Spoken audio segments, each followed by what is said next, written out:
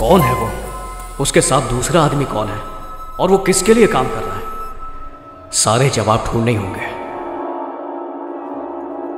Sir, इस card में जय की सारी डिटेल्स हैं।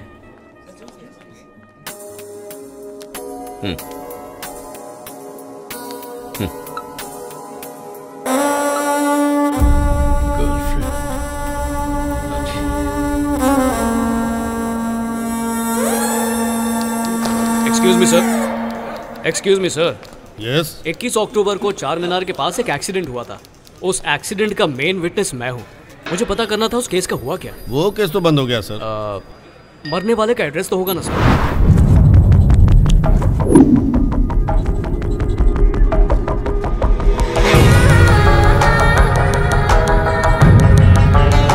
यूसुफ कादर वहाँ रहता है।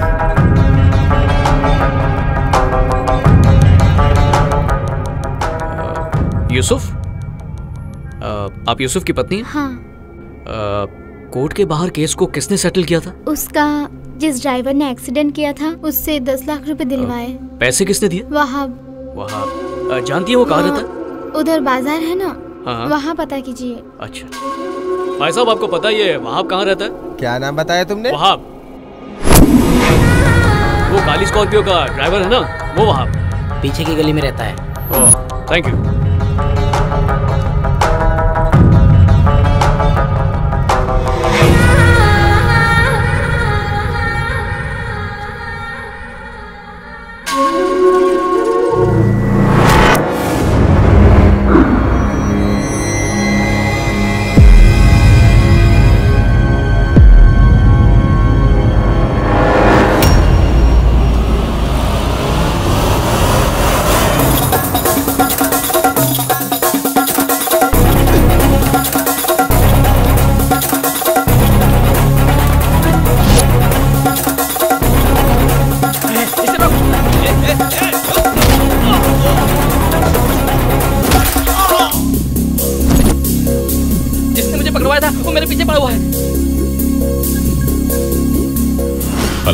जय वाहिद के पीछे पड़ा है।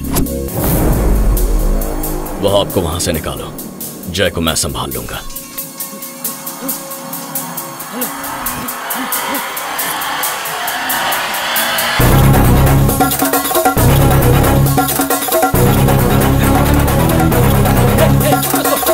छोड़ना मत उसको, मारो।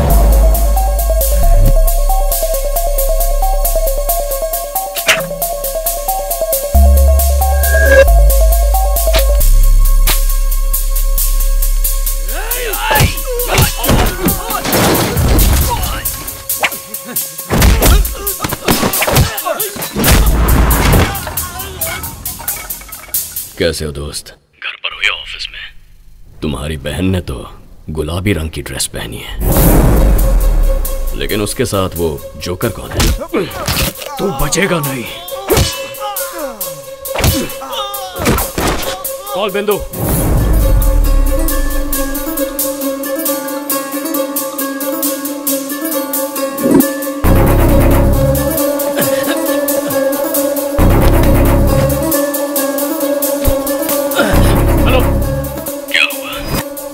बहन से क्या कहा उसने? शायद डर गई होगी या कहीं जाकर छुप गई। कॉल केशव।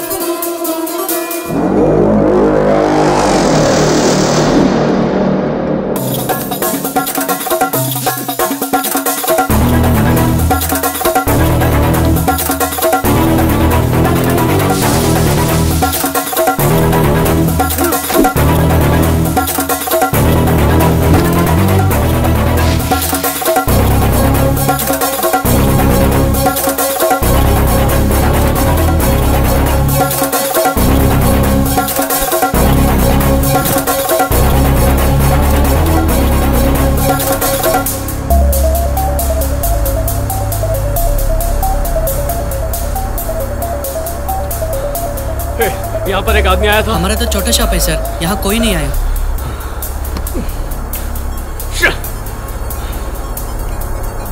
कहाँ पर है तू? मैं यहीं शॉपिंग मॉल में हूँ। तो फोन क्यों नहीं उठा रहा? अरे वो फोन साइलेंट पर था। बिंदु कहाँ पर है? बिंदु का फोन भी मेरे पास है। वो ब्यूटी पार्लर गई थी ना, तो फोन मेरे पास रख दिया। तुम लोग वहीं रुको, मैं आ रहा हूँ।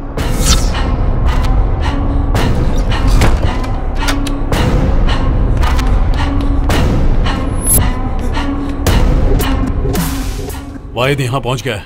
उसके मरने का वक्त हो गया है।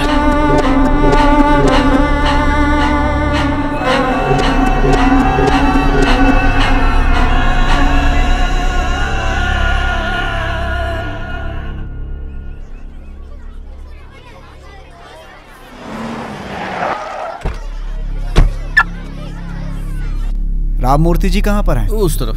हाँ।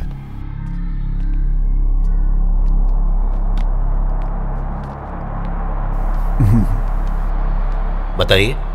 राम मूर्ति जी आप ही हैं? हाँ। 10th क्लास का हिस्ट्री पेपर आप ही सेट करने वाले हो ना सर? उठ। कौन हो तुम? बोलो, कहाँ से आए हो? किस कोचिंग से आए हो? ए, रुको रुको रुको, पकड़ो उसे।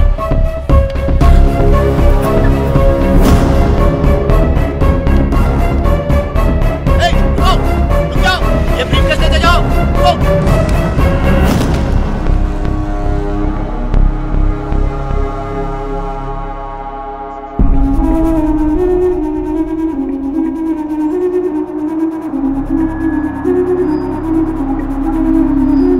क्लास के हिस्ट्री पेपर को लीक करने के इल्जाम में आज करप्शन टीम ने राम मूर्ति नाम के एक सरकारी टीचर को गिरफ्तार किया है। पुलिस राम मूर्ति से पूछताछ कर रही है और पता लगाने की कोशिश कर रही है कि इस रैकेट में और कौन कौन शामिल है। सर, मैंने वकील से बात की है, वो सब संभाल लेगा। Thank you sir. Okay.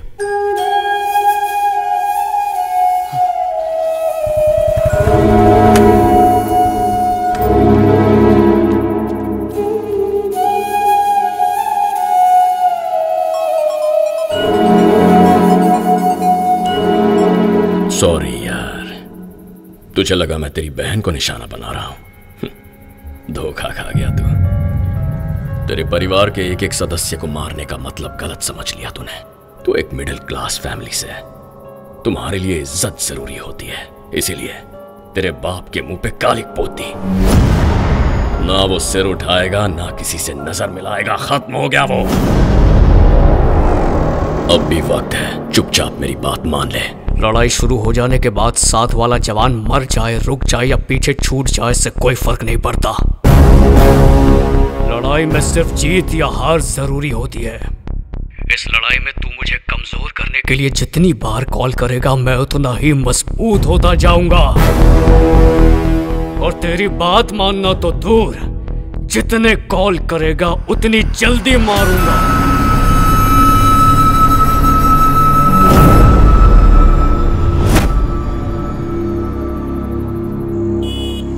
President award winner भी एक चीटर है जिसे रंगे हाथों पकड़ा गया था।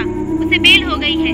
राष्ट्रपति से बेस्ट टीचर का अवार्ड पाने वाले तेलंगाना प्रदेश के रामचंद्र मूर्ति को सीबीएसई के 10th क्लास के क्वेश्चन पेपर को बेचते हुए पुलिस ने रंगे हाथों पकड़ा था।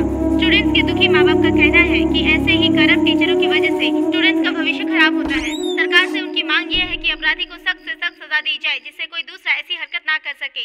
सरकार का मानना है कि आप सब लोग फ्रेश हो जाइए, मैं खाना लगाती हूँ।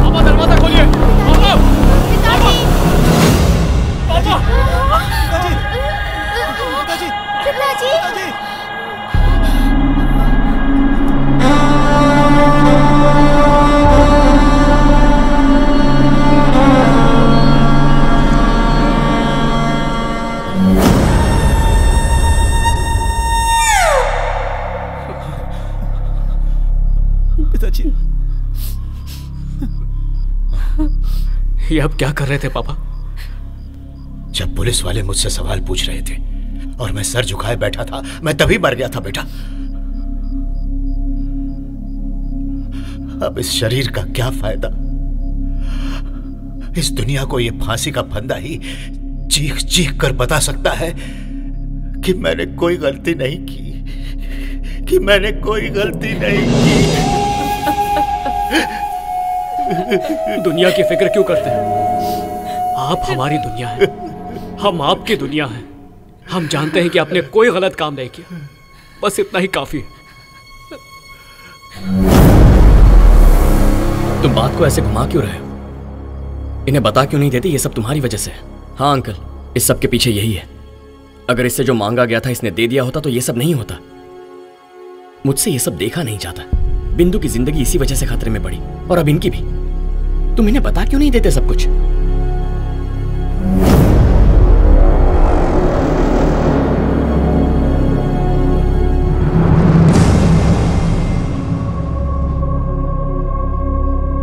मैं क्या बताता पापा कि अगर मैं ऑफिस से ऑक्टोपस लाकर नहीं दूंगा तो वो मेरे पूरे परिवार को मारने की धमकी दे रहा है?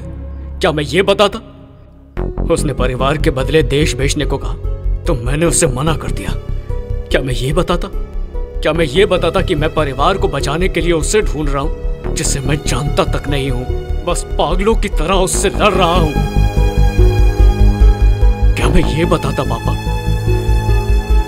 बोलिए ना। ऑफिस की चीज से इतना लगाव क्यों है? परिवार जरूरी है या ऑफिस? मेरे ऑफिस का वो बेशकीमती ऑक्टोपस ही नहीं, बल्कि ऑफिस में पड़ा 10 रुपए का बॉल पेन भी इस देश की प्रॉपर्टी है। किसी को नहीं दूंगा। अपने परिवार के लिए अपने देश को नहीं बेचूंगा। मैं ऑफिस का सामान देने की बात कर रहा हूं तो बात बात में देश को क्यों बीच में ला रहा है? ऐसा क्या रखा है इस देश में? हाँ अंकल, आप ही समझाइए। भैया, भाभी, बहन, बच्चे, इन सब के आगे ये देश क्या चीज है? गरीबी, कर्ज, भ्रष्टाचार, भूख, अकाल, सूखा, हर काम के लिए घूस खिला। तुम्हारी भारत माता सिर्फ फोटो में ही अच्छी लगती है, वैसे तो ये देश बड़ा फेलियर है। अच्छा यही है कि हम सब अपने बारे में सोचें। That's better। बिल्कुल सही कहा, फेलियर। अरे सिर्फ देश ही क्यों, मेरे चारों ओर देखो, मेरा परिवार भी एक फेलियर है। IAS IPS बनना चाहते थे पापा, पर टीचर बन गए, ये भी फेलियर है। स्कूल टीचर की कम सैलरी में घर चलाने वाली मेरी क्वालिफाइड माँ, वो भी फेलियर ही है। MBA के बाद भी जब कोई अच्छी जॉब नहीं मिली तब पापा की कमाई से बिजनेस करने वाला मेरा भाई, वो भी फेलियर है। ऊंचे सपने देखने वाली मेरी भाभी पर पूरे परिवार की जिम्मेदारी आ गई, ये भी फेलियर है। DRDO में इंटरव्यू देने के बाद सिलेक्ट ना होने वाला मैं भी एक फेलियर ही हूँ। लेकिन अगर अपना नजरिया बदल दिया जाए तो मेरे पापा ने सैकड़ों बच्चों को पढ़ाकर IAS और IPS बना दिया है, ये सक्सेसफुल है। मेरी भाभी ने भरे पूरे परिवार को मैनेज किया, ये सक्सेसफुल है। चाहे बिजनेस करना अच्छा लगे या ना लगे, पर अपने बिजनेस को नंबर 1 बनाने वाला मेरा भाई, ये सक्सेसफुल है। एक DRDO के साइंटिस्ट को पैदा करने वाली मेरी माँ, ये सक्सेसफुल है। उसी तरह ये देश जो सालों साल दूसरों का गुलाम रहा, जिसे लूटा गया, अत्याचार किए गए, फिर भी ये देश शान से सर उठाए खड़ा है। सक्सेस और फेलियर हमारे अंदर होता है। 100 करोड़ की आबादी कमजोरी नहीं है, ताकत है।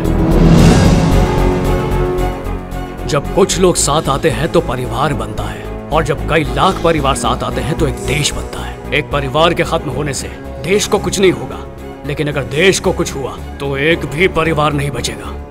मैं अपने परिवार की कसम खा के कहता हूं, मैं ऑक्टोपस नहीं दूंगा।